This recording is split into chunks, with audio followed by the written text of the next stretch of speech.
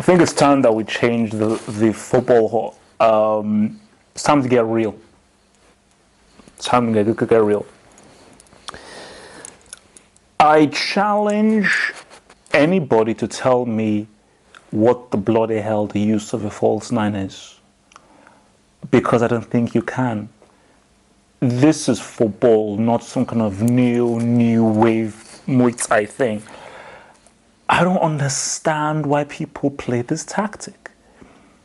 So for your Chimlov, I'm thinking, why are you playing without a striker? If your boy Jonas Hector is crossing, who's he crossing to? He can't be crossing to Mario Götze or any of these other players because they are too short. So I don't get it. I don't understand. So please, people, explain to me the use of a false nine, especially if you're playing against a good defensive team, because Poland are not the best defensive team. But against a Spain or an Italy, I mean, my goodness. Poland should have won this game. The best chances fell to Poland, because Germany may have had the better possession and so forth, but that's not what football is about. Football is about scoring that G. It's about scoring that G. And Poland, I mean, Lewandowski, when I think he put pressure on, I think it was the Hummels or Boateng, and he almost did it, but Boateng did an amazing cut. I think it was Bilic as well, with his left foot, but it went under him. There were so many chances. And I think for Poland, Poland should feel angry that they didn't win, because they had so many good opportunities to win. And in this Poland, I was telling people that this is a very dangerous team, because this is a team that when they get the ball, don't let these boys counter. Because this is the best Polish team that I've seen. Because it's not only Lewandowski. These guys have people who they know how to play, and they have got a very good strategy, and they know how to find their men, and they're always moving forward.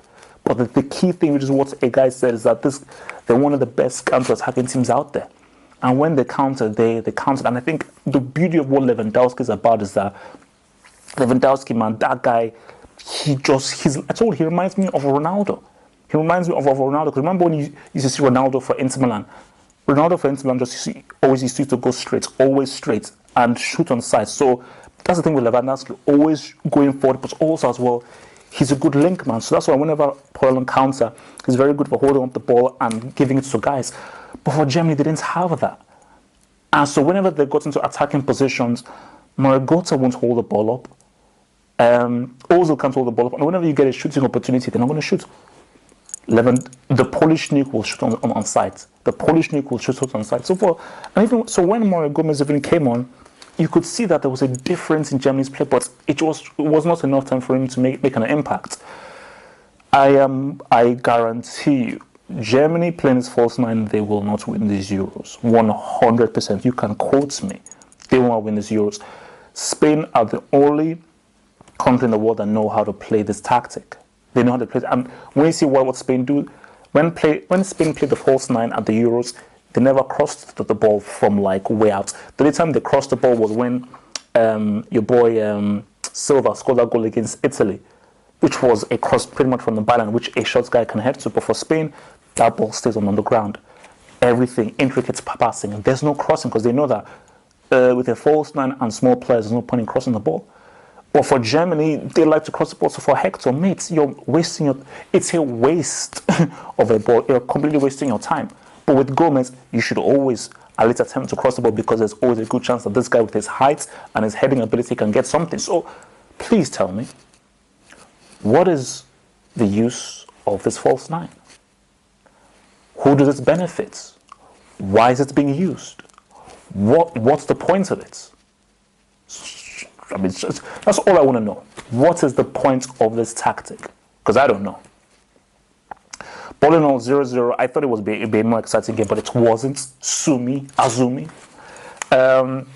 But, Germany and Poland are both pretty much primed to go through. I think Poland should beat Ukraine. But for Poland, man, come on, be more clinical, man.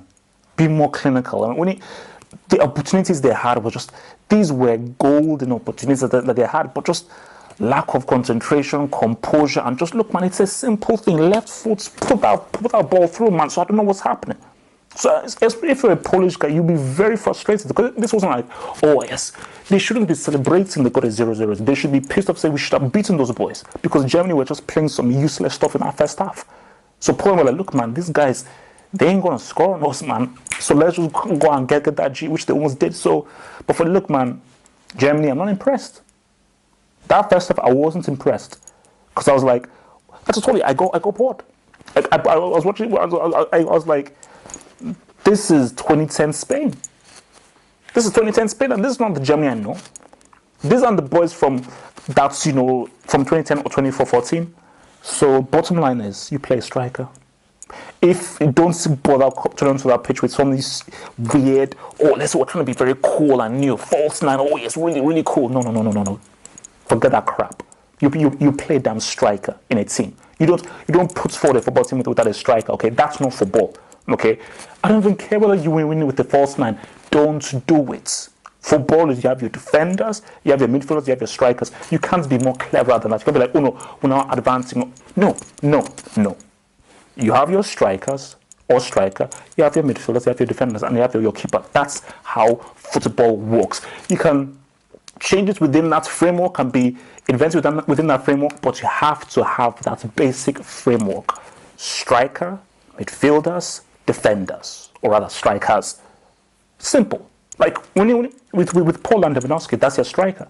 But the beauty of Poland is that Lewandowski is an all-round player. So this guy, you put it in the box, he's going to be there. But he can hang out outside the penalty box. He can link play.